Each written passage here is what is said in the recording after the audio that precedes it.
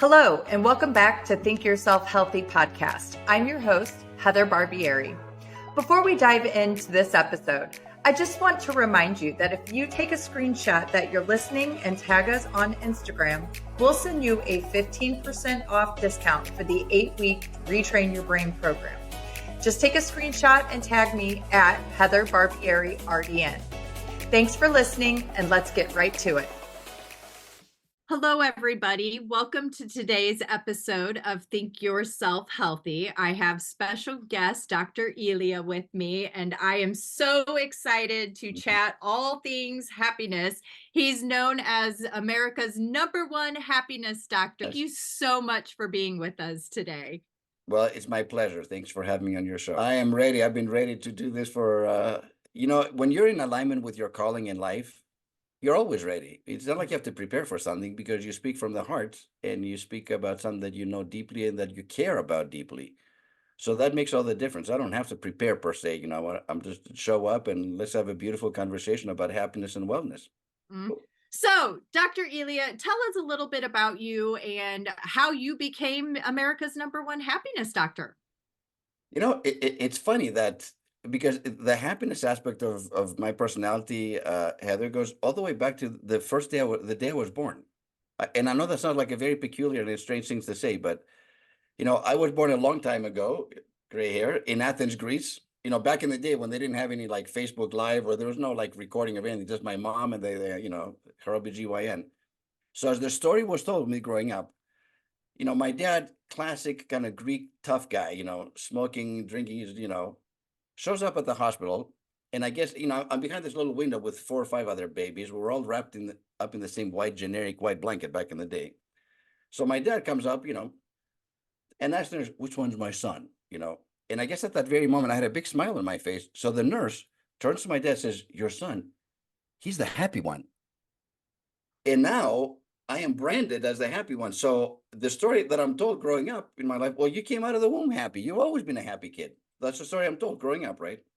Now, fast forward 25 years. Now I'm in graduate school getting my PhD in clinical psychology. And the professor is talking to us about how are we made, become who we are? Is it our generic predisposition, our DNA, or is it our environment that we grow up in? And of course, the answer is like both contribute. So then, I kid you not, I had this strange thought. I'm like, wait a minute. Well, what if my dad gets stuck in traffic, shows up 15 minutes later, same window, same nurse, same question. But at that moment, I have like terrible gas pains and my face is red and I'm screaming my head off. And the nurse turns to my dad and goes, your son, he's the cranky one. Now what I'm told growing up in my home is like, well, Elia, you came out of the womb cranky, you miserable little beep. Mm-hmm. And then that's the story, right? So now, because we've all been branded, by the way, whether we know it consciously or not, at some point in our early years, in our developmental years, whether it happened at home or it happened because we got bullied or it happened because of our environment, we've all have some kind of brand. Now, some brands are actually positive and beautiful. Obviously, the happy one is at the top of the list, I would say. But there are other ones, the princess, the smart one, the adorable one, the kind one, the athletic one, the creative one. I mean, there are brands that are, and if you've been branded one of those, count your blessings. I mean, I know I'm very grateful for my brand, and I've leaned into it for the last, 50 plus years. Now, and unfortunately, the first half of my career, I was a clinical psychologist in private practice, full practice, great practice, and I've worked with thousands of people over the last 35 years. Unfortunately, and I know this is sad, but it's also true. Far too many people have brands that are not positive. And the 3 most common ones, and to me, awful ones, are the following. And you would say, well, who in their right mind would actually say that? But believe me, this comes from my own personal experience with working with patients, clients, and so on that I've coached. The fat one, the ugly one, and the stupid one. That's the trifecta of negativity. So now, I write my book, 7 Paths to Lasting Happiness, becomes a #1 bestseller. I started to lecture around the world. And I have one presentation in North Carolina. It's a women's conference, 500 women and me. And I'm sharing what I just shared with you, but the call to action after that is, if you don't like your brand, now you as an adult and as an empowered adult, you may choose your own brand and disregard that negativity that you've carried on for all these years in your heart, in your soul, in your mind, and that tape that keeps playing forward, that keeps telling you who you are, basically, which isn't true, by the way. As I'm doing this, there's this lady in her 70s who stands up and starts waving her arms like this, like woo, like, and the audience now is looking at her, they're looking at me, I'm looking at her, and it kind of throws me off a little bit because I can do my thing, in my sleep, but I can't ignore her because she clearly wants to get some attention. So, so I stopped my presentation. I'm like, yes, ma'am. And her name was Leah, by the way, which is important later on in the story. She goes, after listening to you, I grew up, and for the last 70 plus years, I've been called fat, ugly, and stupid. She had all three of them, by the way, and a couple of F-bombs to add to that. Now, when she shares that, first of all, I don't know if I would have the courage to stand up and share what's there in front of 500 strangers. I don't think I would have that courage. So at that moment, of course, you can hear a pin drop. Like, it got so quiet. The audience is looking at me to see how I'm going to handle it. I've never heard of that before when I've given my presentation. That's a first. And so, I gather myself, and she's clearly, very emotional. But also, you can also see that she's starting to begin to understand that she doesn't have to live like that anymore. So I'm like, well, ma'am, what would you like your brand to be? And she goes, well, from now on, in front of all these people, she goes, I want to be known as Princess Leia, or Princess Leia, kind of like Star Wars. Uh-huh. At which point, I turned to her and I'm like, yes, Your Majesty, I bow down to your Highness. And of course, everybody cracked up. So a very tense moment and a very serious moment became a very lighthearted moment. And people started to laugh. And, I went back and did my thing and finished my talk. Why do I share this story? Because, to you and to your audience, because if a woman who is in her 70s can change her brand, then anybody else can do it. And if you don't like your brand, I'm calling it out today. Do not procrastinate your happiness. Change your brand today. You don't have to live like that because that was somebody else's projection. That wasn't even true. It was their own projection of their own negativity and their own low self-worth and self-esteem. And they said that about you. It's not even true. So now change the course of your life, because our personal brand, to a large degree, I think, impacts and influences how we live our lives. In my case, I've leaned to the happiness 1,000% for, but not everybody has been that fortunate, right? So for those that don't like their brand, today's the day. So that's the beginning of that. I mean, I've always been a positive human being, positive psychology, obviously the book, I've been translated into 5 languages and I get to speak about happiness and so on, but I'm very passionate about it. And whatever I share with you today, I do it. I would never ask you nor your audience to do anything that I don't personally, do myself. Just so you know. You have said so many things that are so intriguing. When you started this conversation and started talking about your experience from birth, the entire time that you were sharing that with me, I'm thinking, wow, how lucky are you that you were conditioned at such a pivotal moment in your life. One of your very first interactions with other humans was such a positive, embracing, beautiful experience that helped to program you to become the doctor of happiness, which is such a blessing. But unfortunately, many of us aren't rewarded with that kind of blessing right off the bat. I, on the other hand, had one of those other brands. And I was not the fat nor the ugly brand. However, I was the stupid brand. And it's funny. Typically one of the three. I mean, that lady was unusual that she had all 3 of them. Typically, it's one or the other. It's not like all 3 like her, but yes. Yeah, it's interesting because I think about my journey and I think about all of the things and lessons that I have chosen for myself. And as a young child, I ended up getting diagnosed with learning disability. I ultimately started kindergarten the day after my 4th birthday. So I was not developmentally ready That's to pretty go. early, though. It was extremely Way early. It was extremely early. However, at the time in the early 80s, my mom is a single mom. She is having to work. I've got a brother who's even younger than myself at that time. And so she needed options. And fortunately, public education at that time supported enrolling after the age to 4. So it was shortly after I had enrolled my kindergarten year that they changed the laws to making I it 5. see. And so anyway, very early on, I got deemed and labeled as the learning disability child. So I was the stupid child. So most of my identity was formed around this diagnosis. Exactly. And then I set all of my life expectation based off of this Exactly. diagnosis. That's So right. as a young child, I had a grandmother who reminded me on a regular basis that I was beautiful, that I was thin, however, I was stupid, and that was okay because I was stupid but pretty and attractive, I would always find a man to take care of me.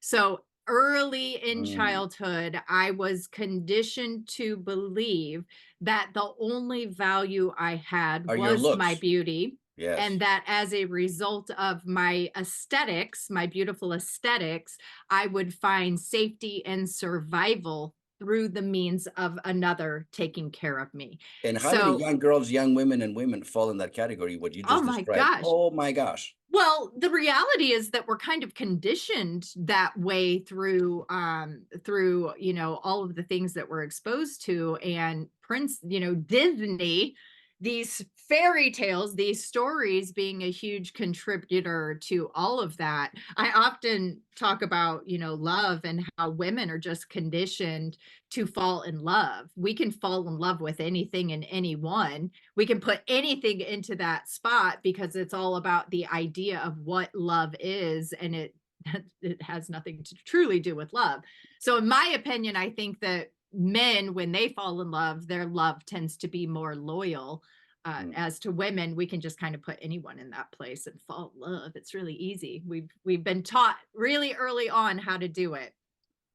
I want to So share something with you that comes to mind that is relates to that. So I was in a retreat, so a weekend retreat, and before we started the retreat, everybody went around the room to share their intention for the night, for the weekend, and so on. And I'm sitting next to this woman that I've never met before, very attractive woman in her 50s, most likely, and then some. And as we're going, and she was before me, so never met her before, and we're tightly squeezed on the couch. So she begins to share my name is so and so, and she says, "I am in the middle of the biggest love affair of my life," and everybody goes, "Oh." And then she says, "With myself." And it was one of the most like I get you like right now replaying this like, and we become friends. And she had 5 kids, had just gone through a recent divorce after being married for 30-35 years now. And the way she presented that, it was so beautiful and different, because that's the mhm, last thing you expect. I mean, we were impressed that she's in the middle of a love affair, but good for you at her age. But when she paused, "With myself." It was I so love that. beautiful. I love That it. Love Yeah, it. that is beautiful. And I think that there's something really profound when you can initiate a really intense, intimate love affair with yourself. I think that if you have the capacity to achieve that, anything is possible. And I know for myself, I set out on that journey in I think it was 2018. I decided that I was the common denominator in a lot of victimhood patterns that yielded very unfortunate results in love affairs with men. And so I decided that I kept calling in the same kind of man. Therefore, there must be something within me that needs some modification if I want to Absolutely. achieve a different outcome. So for me, that's when I set out to literally learn to fall in love with myself. It was honestly one of the most frightening journeys I had ever been on. And I took myself up to Northern California and spent 15 weeks near Mount Shasta. And that was the facilitator of some immense healing, some immense awarenesses and understandings that allowed me to have the capacity to truly fall in love with everything that I was. It was the best And gift that I ever happens gave when you're in myself. love with yourself. And when we say that, obviously it's not in a narcissistic way, it's in a Right. very healthy way, because self-care or self-love obviously is the first path to lasting happiness. And it's the foundational aspect of happiness. If people have asked me like, well, self-care sounds like it's selfish. And I'm like, yes, do more, double down. Whatever self-care you're doing right now, double down, and then we'll talk. Because most people, they might say it, but they don't really walk the talk. Or they do it superficially, or they do it inconsistently. So to me, self-care is a non-negotiable, and it's a daily thing. They're daily habits. Because people say, well, you make it sound like it's like happiness is easy. You say happiness is a choice. Happiness is a choice, but it's also a skill set. And it's a skill set that anybody can learn. And if we do certain things on a consistent basis, I guarantee you will find happiness. And you and I talked about a lot of things. Yes, I had a great brand to grow up, but I also had a lot of tragedies in my life. My mom got cancer when I was 10 years old in Greece, which is one of the reasons why we moved to the United States. And my mom was love personified. Like, she was this golden lady, physical beauty, but more important, the inner beauty. She wasn't loved by men and women. She was beloved, which is different. Can you talk a little bit about that? What makes it different? She was all heart, and her heart was so big, and she loved everybody. Our home was always open. I always felt like I grew up in a hotel, honestly, because we had like guests from America. Yeah, even in Greece when I was growing up, and she just took care of everybody and did it with so much love and a smile and joy. I think, unfortunately, she wasn't practicing a lot of self-care for herself, though, because she was taking care of everybody else. But in spite of that, she ended up living for another dozen years until both my brother and I had graduated from UCLA. And but I was still 22 years old when she passed away after her third metastasis.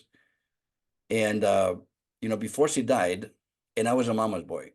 I was so close to her because she's the best human I've ever met. Human to this day, actually. My wife comes a close second. I mean, my wife has a lot of her attributes, which is the reason why I chose her, I think, too. On her deathbed, she said this to me. When you say, why did I become a happiness? This is the second reason why. She said, my boy, don't worry about me. I'm going to be just fine. I just want you to be happy. These were her actual last words. And then she died within 48 hours. So obviously, 22 years old, my dad starts to drink even more now because my dad was in love with my mom, but he's completely destroyed. So he's out. So I lost both parents.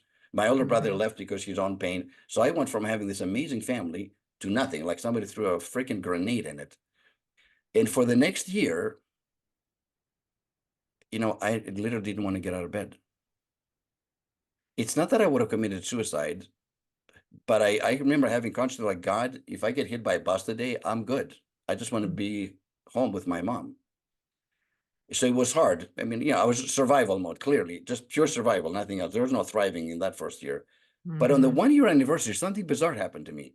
And anniversaries are hard, especially the first ones of any kind of loss you have, or in terms of grief. I had this thought that came to me, her words, her dying words came back to me. And I thought to myself, you know what? The best way to honor mama is to be happy. And something switches, almost like the brain, neuroscience. We didn't know about neuroscience back then, but a new neural pathway just got chosen in essence. And I began to look in the future, and I began to see that there is life after mom. And I went back to graduate school and got my PhD, and the rest of my life and so on. So my mom's death and her parting words, I think, were pivotal. Because, listen, I think we're all graduates from the University of Adversity. All of us. And I think the older we get, the higher the degree, because we've experienced more of life. No, it's true. I mean, it's not a joke. No, I agree. It's true. So, you and I both know that it's impossible physiologically to be grateful and depressed at the same time. It can't happen, because when we are in a grateful state, we have a drug dealer up here that begins to release those beautiful drugs, chemicals in our brain. And obviously, we've all heard the phrase, have an attitude of gratitude. It's cute, it rhymes, and it's true. And it's easy when things are going well. But the question is, since we are graduates from the University of Adversity, can we be grateful in the midst of adversity? You've had adversity, I've had adversity, and so on. Is it easy? No. But, one of my heroes, Nelson Mandela, said the following. He said, in life, either you win or you learn. In other words, there's no losing as long as we're learning something.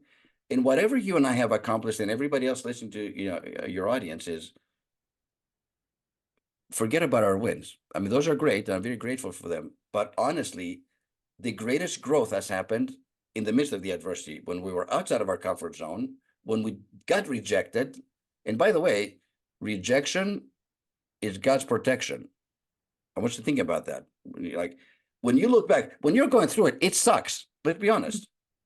But when you look back and some time passes on, say, you know what? I know exactly why that happened, because I wouldn't be the woman or man that I am today had that happened, even though it was so painful at the time, right?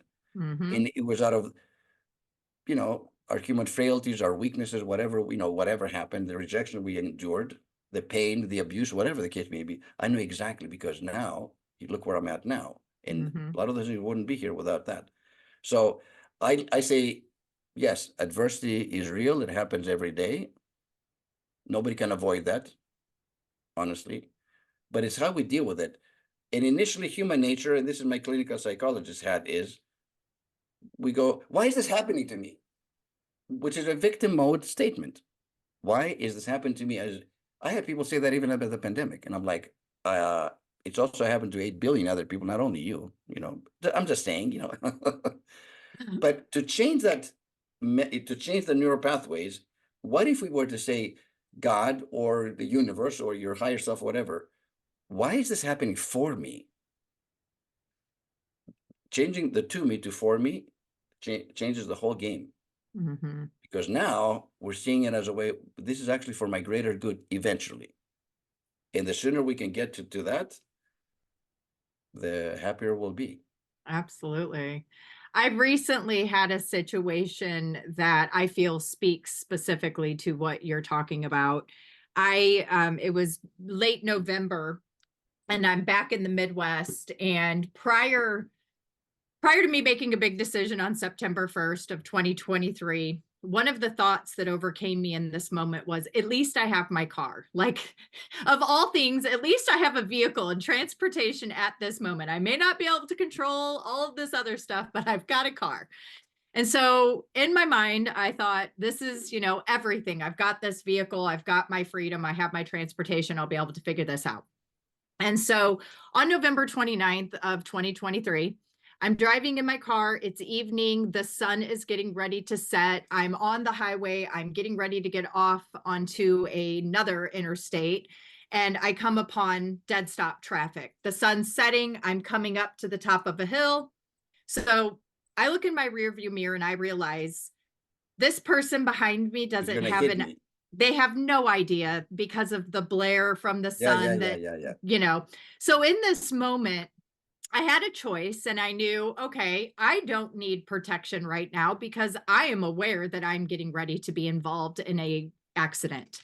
So I have a clear quartz crystal that I kept in the center console of my car, and I grabbed that clear quartz crystal and I pulled it up to my heart. I closed my eyes and I started praying for the protection and safety of the individual behind me, who was not going, they had no idea that they were getting ready to be a part of this whole situation. However, I knew somehow, some way, that this was happening for my highest and greatest good. I didn't need to understand the details in that moment, but I just knew that it was happening for me. And That's amazing that it happens so quickly, because you're talking about seconds now. Yes. And so in the midst of all of this, I close my eyes, I pray, my car finally comes to a stop. I'm able to kind of come back into my physical body and have awareness and make sense of what's happening. So I get out of my vehicle, and in this moment, I'm kind of confused, because there were a line of cars in front of me that I had prepared myself to smash into, and I didn't. And so then I'm trying to make sense of, well, where's the vehicle that hit me? And they were about 100 yards ahead of me. So I got out of my vehicle, ran up. The individual was not in the driver's side seat. So the airbag had been deployed, but there was no one there. So I ran around to the other side of the vehicle and found a woman who was in her late 80s, very traumatized, on the floorboard of the passenger side of the vehicle. And I knew in this moment that this was a very pivotal moment in her life path, because of her being elderly and her being the one that hit me, I knew that she would internalize this as it was her fault and that it was related to her age and that it wasn't Oh, of safe for course. her to be driving. And so in this moment, I explained to her, this was an accident. You had absolutely no control. There was nothing you could do. And so I helped to take care of her, and then the police and blah, blah, blah, all the stuff happened. Well, long story short, the vehicle that I owned at the time, it was paid off. It had very low mileage. And so unfortunately, the car was totaled, and I knew that I would not be able to get the monetary value out of the vehicle to replace it. With something So similar, yeah. with something similar. So in this moment, I decided that this was a gift. It was happening for me. I didn't need to know and understand how, but I just needed to trust in it. And so I have been without a vehicle since November 29th. This is the longest in my entirety since being 16 years old that I have not How are you had. doing that? I'm very curious. I'd like to know how you do that. Wow. Honestly, it has been one of the most liberating and rewarding things. So I live in a small community. We have a golf cart community, and I have access to a golf cart that I take in order to get up to the store, to the market, to get all of the things that I need. But by choosing this path for myself, it's forced me to have to become more community oriented, more involved and appreciative of the environment in which I am existing in. And so every time I step outside and make my way to go to one or another destination, the gratitude in it is so much more immense than what it ever was whenever I had the capacity to just grab my keys, hop in my car, and go from point A to point B. Now getting from A to B has become a really rewarding and experiential circumstance that honestly, I don't know if I want a car again. So, You know, I can relate to you more than you realize. I actually shipped one of my cars to Greece a couple of years ago, since we started spending like 4 months out of the year in Greece/Europe. And in my little hometown that I go to, that where our family's from, my favorite thing is to park the car and not pick it up unless we're leaving to travel somewhere. And to yeah. walk to the bakery every single morning, get something fresh. And it's the connectivity with people. Where you walk Yes. to the restaurants, you walk to the beach, you walk basically everywhere, or you might ride your bike, whatever, Right. and not have the use of the car, and say, like, from my house to the beach, which is like 100 yards basically. I can't get there without 4 or 5 people, even from their balcony, say, "Good morning, how you doing?" And then we have to stop. My wife is like, "Can we just go to the beach without you talking to anybody?" I'm like, "What do you want me to do? They know me. They've known me since I was a kid." Yeah. So it's the social connection, which is an additional aspect to one's overall sense of happiness, obviously. Hmm. It's beautiful. So I can relate to what you're saying. I Yeah. mean, and we live So, in America. We're very I mean, America is the car culture. I mean, more right. than any other country in the world. You go to other places where people actually walk a lot more, they bike more, or they take trains or whatever. We don't do that in America as much. Right. So one of the things that I have had awareness around since no longer having access to a vehicle is that I have been supported immensely, and they are coming to me, everything is happening for me, and I'm not even having to put a lot of energy and effort into making it happen. It's just innately occurring just through acceptance and belief within the circumstances that it's all happening for me. So back when I lost the car and I got a very small monetary value for the vehicle, I decided that at that time it was better for me to invest that money back into my business to allow me to acquire Mm. some tools that I would not have had the means to do So previously. maybe the So accident was a blessing in disguise. it was a blessing in disguise. And at that time, I knew it. I knew it innately within my whole being. I just didn't know the details of it. And I didn't need to know the details. I just trusted in it. And so it's really been a beautiful journey over the last, I don't know, what are we, 8 months of not having a vehicle, and seeing how that has forced me to have to shift my perspective of around how we achieve goals, how we achieve means to an end. And so in the moments where I am outside of the house and engaging in nature, it's a much more appreciated experience, not just the people that I encounter, but also the animals, the nature itself. Every time I walk past a magnificent tree that's offering shade and a gentle breeze. I have the capacity to feel and experience that in the present moment and offer gratitude to it, to where if I had the luxury of just hopping in a vehicle, I wouldn't be experiencing half of the beauty that I am currently in life. So here's another thing that you and I have in common. We just discovered. So, people say, well, what do you do for your self-care? I'm like, well, the one thing that is a non-negotiable, and it happens every single day, and it started actually during the pandemic. Before the pandemic, I used to walk like 3 times a week for an hour, 3 miles, because I had to, because I'm getting older, because movement is good. But as the level of stress increased to take care of my family, extended family, friends, clients, and so on, I'm like, this isn't cutting it. So Mhm. in April of 2020, I made a conscious decision that I need to start walking every single day. It's been over 4 years now, 4 years and 4 months. And I don't miss a day, come rain or shine, snow, heat, it doesn't matter. Now I do it not because I have to, because I want to, because I began to see the benefits of being outside in nature, exactly like you just talked about. And by the way, 50% of the time now, I don't even take my phone with me. Mhm. And when I don't have my phone with me, I call those my gratitude walks. Because I walk, I look at the blue skies, I listen to the birds serenading me, I look at the animals, the little critters running around, and I look at the trees and everything you just talked about, and just being in nature and drinking it all in. And I have my own list of gratitude things that I share with God, with myself. By the time I come back, before I start to do anything else, my batteries are so full, they're overflowing. And that's a simple thing for self-care. Don't always take your phone with you. Just be in the Mhm. present, exactly like what you just talked about. Take in the air, look at the sky, listen, connect, and be grateful, and watch what happens. Of course, you can't do that once in a blue moon. I'm talking about doing it. Consistency is the key. I Mhm. think in terms of with everything, because listen, we all know what the right thing to do is, I think, for the most part. But in life, what matters is not what we know. What matters is what do you do with what you know, Mhm. right? Don't we all know? Why is it every New Year's resolution for billions of people exactly the same year after year? There's two of them. I want to get in shape. I want to lose some weight. I want to get in shape. I want to lose. And they do this for decades, the same thing over and over again. Okay. If you don't want to have the same thing, you got to start doing it consistently, not just thinking about it. Mhm. So, and that's why self-care is non-negotiable. And I would double down. Whatever you're doing, double it. Don't worry about what anybody else is saying.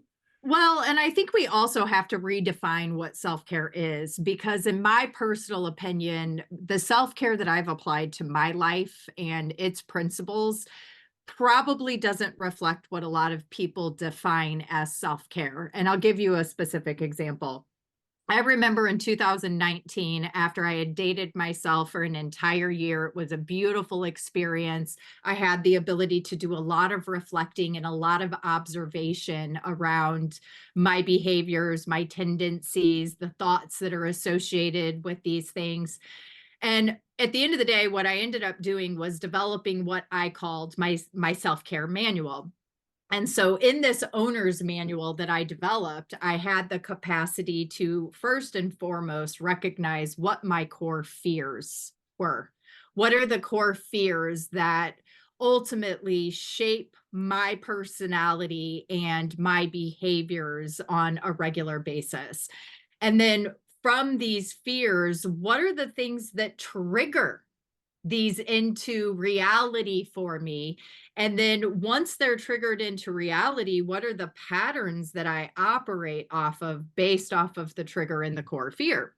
And so as I went through this process of first understanding, so fundamentally of what makes me me, and the reality is that all of these things that were making me were never mine to begin with. They were inherited belief systems that I was adopting as my true identity.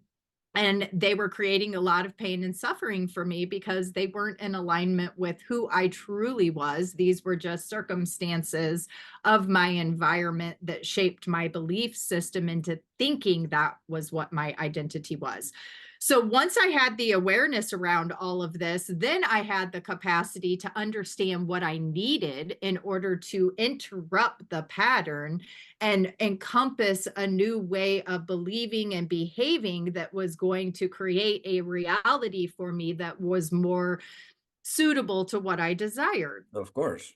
And so, it's funny because I created this thing and it was just this beautiful piece of work that I know not many people will ever have the desire to do for themselves.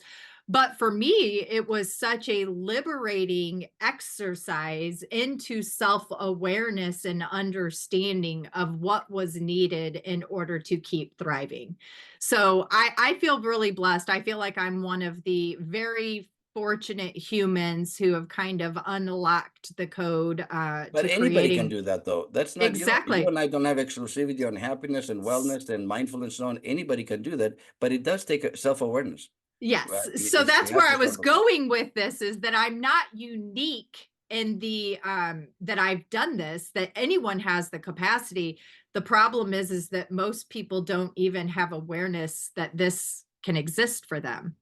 So what kind of advice do you have for individuals who are hearing this conversation and this information is resonating with them? How do they get started? I think number one is, are you living the life you were meant to live?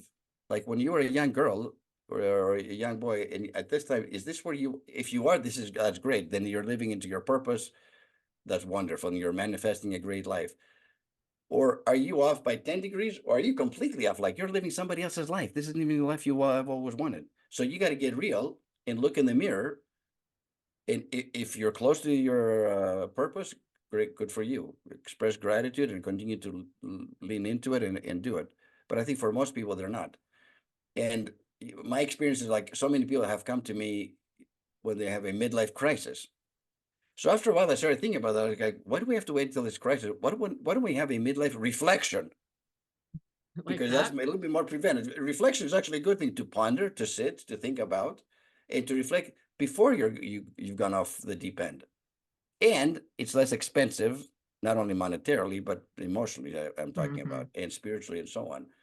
So reflect, pause, put your phone away, turn off the TV and your computer, and get quiet. I get most of my answer when I'm out in nature, or when I take a shower for some reason. I don't know why. Those are the two places kind of weird, but that's when I get and I'm talking downloads, like downloads, great downloads. Boom, exactly. So wherever you get your answers, you got to get quiet for them. And then whatever that voice is, I'm a spiritual person. So for me, it's the spirit of God, the Holy Spirit, whatever. It could be your higher self. It could be your intuition. I actually don't really care what you call it. But it's one of the few absolutes in life. And I've been listening to that voice for 35 years. Every time I've listened to it and then I've acted on it, because listening is not enough. You have to act upon what you download. It has always worked out. That's one of the few absolutes in life. But I'm not a perfect human being. There have been plenty of times when I heard the message, loud and clear, mind you, and I ignored it out of fear, out of ego, or whatever. Not so much anymore. And when I was younger, I'm like, why? I wanted to ask why. I don't need to know why anymore. Just do it, because when you do it, good things happen. And I've learned to trust my intuition. I've learned to trust God. I've learned to trust that. I don't need to know why, but good things come out of it when you do So that. So that's number one. If you got to get quiet, you got to get honest with yourself. I call that hot communication, HOT, which stands for honest, open, and transparent. Hot. But hot communication isn't just between you and somebody else. You also need to do that with the person in the mirror. Does it take some courage? Yes. Is it scary? Sometimes it is. When you actually realize that, hey, this is not the life that I want to live. I've been living somebody else's life, or my life is okay, but I'm not thriving. It's okay. It's not bad. I mean, there's also that, because a lot of times when people are kind of living in it's okay, they don't make those changes. Most people make the changes when there's a crisis. Something hits them over the head that is so hard and it's so painful. Ouch, ouch, ouch. And they're like, I can't go on like this. Or they're in toxic relationships. And I can't go on like this too, by the way. Because here's the thing. Let's say you practice all the self-care in the world, you have an attitude of gratitude, you lean into it, you know what your purpose in life is, and you're in alignment and so on. You're kind, because happy people tend to be kind to those around them because their own batteries are full. They're always open to do acts of kindness, and not random acts, by the way, conscious and mindful and deliberate acts of kindness. Let's say you do all that stuff. You practice self-forgiveness, which is another big aspect of happiness. But you surround yourself with toxic people, or you're in a toxic relationship. I don't care if you do all those things, everything that I talked, the other 6 paths, let's say, it's really hard to maintain your happiness if you're around toxicity and toxic people. And I share this with you because 20 years ago, I made a conscious decision. I don't want any more toxic people in my life, and I've eliminated them. And people are actually, are you serious? Like, oh, that can't possibly be. What if it's a member of your family? I'm like, of course it's a member of your family, at least 1 or 2. Yes, hello. And they're like, well, how did you do it? I said, actually, the process is not that hard. So here's the process to eliminate any toxic relationship, both personal or professional, from your life. The first thing is, how do I show up? That's the first thing. So let's take you and I, for example. Let's say we've been friends for 20 years.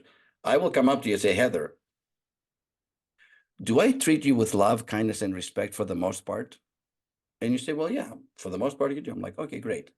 So now, in other words, I can't be an asshole and expect you to be loving, kind, and respectful back to me. I have to show up a certain way first. It always starts here. We got to look in the mirror first. But assuming the answer is yes, then you have that hot conversation with people. They say, listen, so as a result of that, you know what?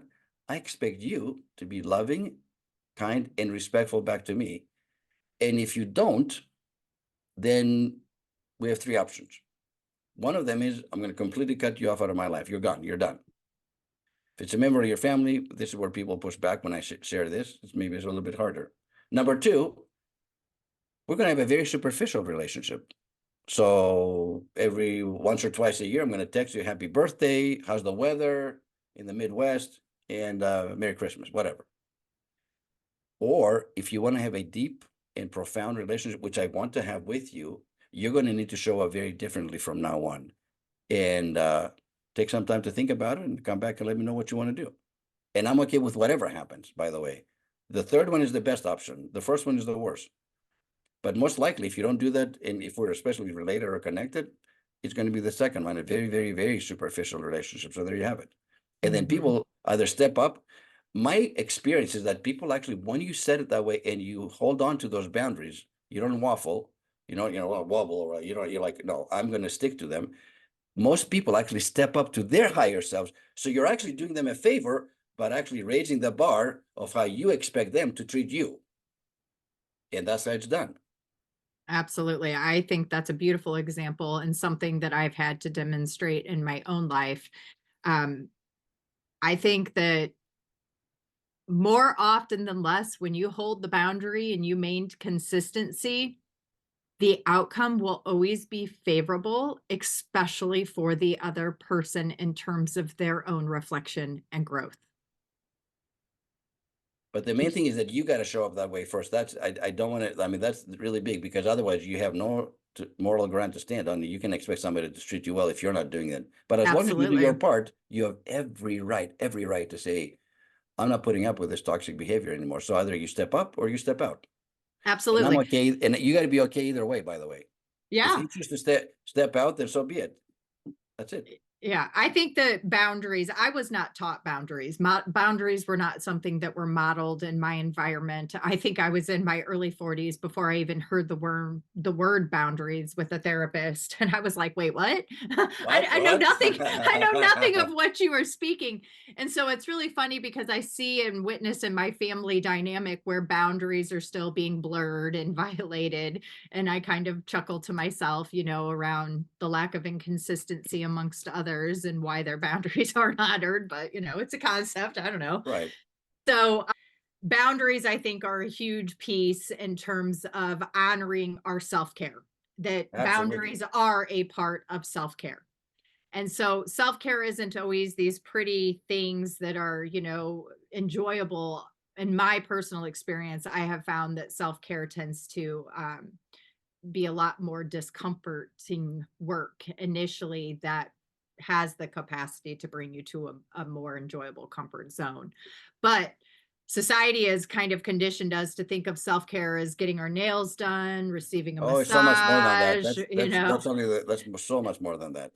And so those are easy things to engage in on a consistent basis. But when we're talking about boundaries and transparency and forgiveness and letting go of self-judgment, these tend to be like, maybe later. I'll think about that later.